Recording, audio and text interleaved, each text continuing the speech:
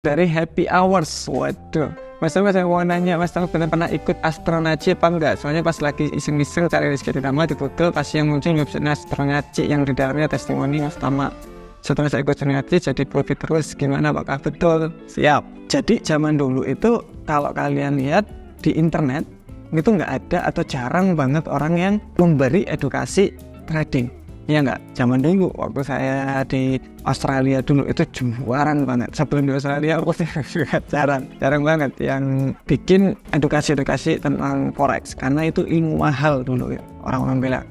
Nah kemudian dapatlah itu video-video itu kok menarik, saya beli dan itu membuat basic saya dapat di trading. Jadi basicnya dapat. Saya orangnya itu ketika kita dapat sesuatu atau kita mendapatkan ilmu atau kita mendapatkan hal yang positif dari mereka, kita harus apresiasi. Itulah kalau prinsip saya. Jadi saya apresiasi dengan kasih testimoni. Nah untuk jika sekarang kursnya apa masih layak dipertimbangkan, jawabannya adalah mungkin dipertimbangkan yang lain. Karena dulu sedikit sekali, kalau sekarang banyak loh Pak. Kursus-kursus apalagi di YouTube kita gratis. Kalian bisa belajar dari tahap 1 sampai 8 itu dari awal sampai kalian bisa analisa chart itu bisa di situ. Jadi itu kursus mahal banget di situ. Kita kasihkan gratis. Kemudian kalau masih bingung kalian bisa cek live tradingnya kita, cara tradingnya itu sebenarnya seperti apa, itu ada semua setiap Senin sampai Jumat dari pagi, siang dan malam. Jadi kalian bisa tanya-tanya di sana, kalian bisa lihat kita antriannya bagaimana dan lain-lain, dan itu semua kalian bisa lihat dan gratis. Jadi menurut saya mungkin iya, kalau sekarang mungkin masih banyak pilihan yang lain. Welcome to answer your question. Jangan lupa untuk komentar di bawah supaya kita bisa jawab di video selanjutnya. Oke, dari Yeni8497, Bang, gue mau tanya nih, misalkan kita deposit di Ektas, terus kita withdraw atau penarikan di Okta ataupun di broker lainnya, tolong dijawab. Oke, ini agak menarik. Jadi broker di sini ada beberapa alternatif withdraw. Jadi contoh di sini adalah broker, ada broker ke broker, oke. Kemudian akun ke akun, kemudian akun ke orang. Nah, biasanya kayak gini kalau mau transfer. Jadi transfer ada 3. Nah, sebenarnya kita bisa dari broker ke broker, cuma ini ribet banget. Itu pasti ribet banget. Dan juga ada beberapa broker yang nggak bisa. Hanya broker yang ditunjuk atau udah jadi partner broker tersebut baru bisa. Jadi agak ribet, tapi bisa Pak. Nggak semua broker bisa, tetapi bisa. Kemudian ada akun ke akun. Contoh mau dari akun standar ke akun send, ditransfer uangnya itu bisa. Kemudian dari akun ke tradernya. Jadi ketika kita mau narik dari akun ke rekening kita itu juga bisa. Jadi ada 3 tipe jenis withdraw atau 3 tipe jenis penarikan. Jadi kalau jawabannya coba dicek dulu di brokernya Bapak di Agnes ya. Coba cek dulu itu bisa tidak di Okta transfer broker ke. Dari desain Mins 4359, Mas, setiap trading itu pas habis entry itu saya tinggal melakukan hal lain dan tidur, tidak melihat chart lagi, nunggu sampai nyentuh TV stop loss baru buka brokernya. Apakah itu sehat buat trading saya? Alright, cara trading di sini itu nggak ada yang pakem, nggak ada yang harus kayak gini, itu nggak ada. Jadi setiap orang punya cara trading masing-masing. Contoh Bapak sudah melakukan seperti itu dan profit, apalah daya saya untuk bilang itu kurang bagus. Karena di trading di sini apa sih yang kita cari? Yang kita cari adalah profit. Selama cara Bapak kayak gitu profit, hajar aja Pak terus menerus, it's okay. Dari Syakwela Han Pawas, Mas, kok setiap trading malam new session loss terus ya? Padahal metode yang saya gunakan sama kayak di session-session lain. Apakah kalau malam banyak gocekan? Oke, jadi biasanya kalau market sesi itu pakai indikator, ada namanya market session by Leviathan ini. Nah, untuk nentuin sekarang ini sedang sesi apa sih. Nah, kalau kita lihat sebenarnya di beberapa sesi, contoh di Asia atau Tokyo, biasa session ada kenaikan. Ini USD JPY ya, karena USD, US dollar dan JPY Jepang. Jadi waktu Tokyo itu kenceng banget, dia lagi gerak-geraknya.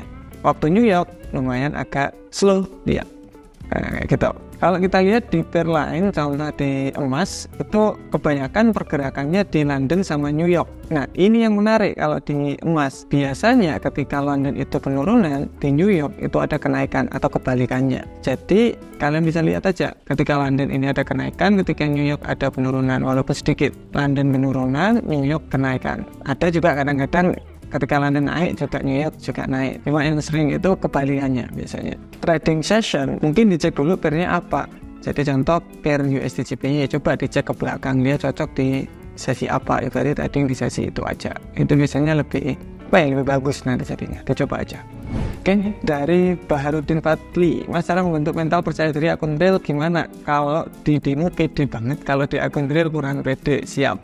Berarti kurangnya pede di sini itu sebenarnya Bapak itu belum percaya diri sama trading sistemnya Bapak. Jadi mungkin demo di sini masih untung sedikit-sedikit, jadi takut untuk masuk di real account. Saran saya itu jangan langsung masuk di real pakai uang banyak. Coba aja demo account dulu. Kalau demo account udah jalan, masih belum percaya diri, masukin uang kecil aja. Contoh Bapak mau masukin di modal 10 juta, masukin 100.000 aja, pakai akun send dulu, coba. Nah dari situ Bapak bakalan nyoba-coba. Oke, ini kayak gini dah rasanya real akun, walaupun dengan modal kecil. Dengan modal $10 berarti bakalan terdapat di MetaTrader itu di 1000 sen. Nanti di MetaTrader keluar 1000 walaupun modalnya 10. Nah dari di situ nanti Bapak udah bisa mulai itu trading yang banyak menggunakan real money. Nanti kita lihat selama 6 bulan katakanlah 4 bulan kok bagus terus, konsisten juga, risk manajemennya bagus, gunain pakai uang yang mau Bapak trading.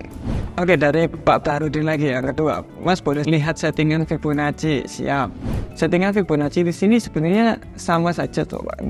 Nggak begitu beda sama yang lain. Contoh di sini, alright.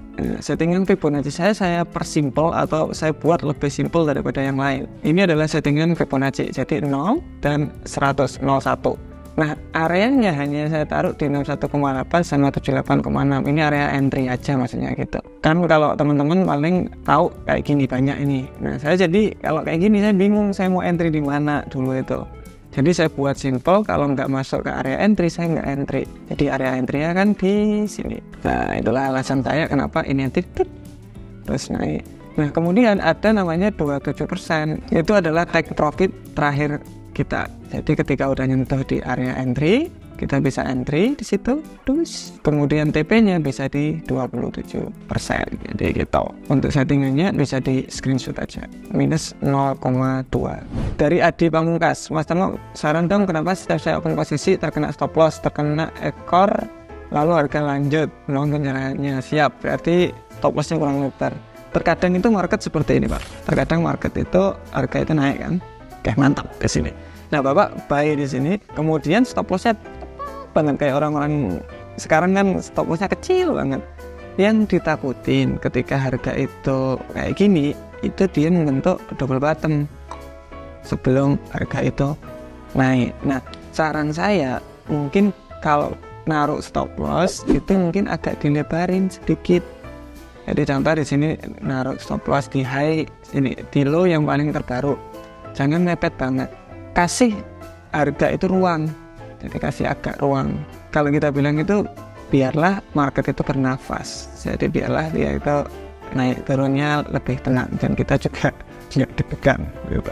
Kemudian dari fase official, Mas Tama, apakah benar technical analysis punya probabilitas win rate masing-masing? Dan jika terlalu banyak menggabungkan technical, apakah akan menurunkan win rate-nya? Sebenarnya menggabungkan beberapa alat-alat analisa Fibonacci, kemudian indikator dan lain-lain itu bisa meningkatkan keakuratan. Jawabannya adalah iya, bisa juga, tetapi juga takutnya menambah kerumitan, malah jadi ribet nanti. Takutnya ketika kita ribet trading itu malah kita analisanya malah nggak karuan. Nah, itu yang saya takutin. Tapi kalau dibilang apakah bagus, win rate-nya nambah dan lain-lain, mungkin dicoba di backtest aja, dicoba dites aja di belakang. Ya apa? Oke, thank you. See you next video. Bye-bye.